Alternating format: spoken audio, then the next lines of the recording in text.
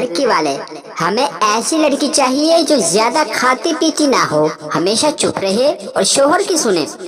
लड़की वाले, ऐसी लड़की तो आपको सिर्फ आईसीयू में ही मिलेगी।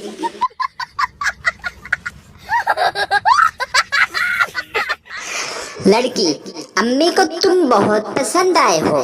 पठान शर्माते हुए, नहीं, हम शादी तो तुम ही से करेगा। फूफो से बोलो हमको भूल जाए।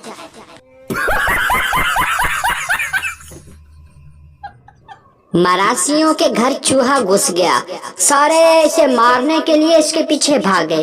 चूहा भागकर मकान की छत पर चढ़ गया और बोला, खुदकुशी कर ले सा, पर कंजरा दे हाथ तो नहीं मरना।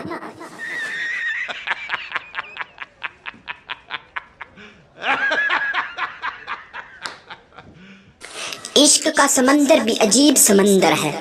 जो डूब गया वो आशिक, जो बच गया वो दीवाना, जो तैरता रहा वो शोहर।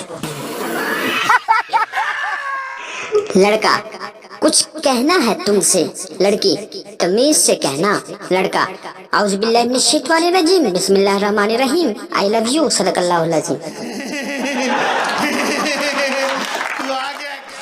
बंदर की बेटी, पापा मैंने भी शादी करनी है। बंदर, बेटी सब्र करो, दूल्हा फेसबुक पर पोस्ट पढ़ रहा है, अगर पढ़कर हंस पड़ा तो समझ लेना रिश्ता पक।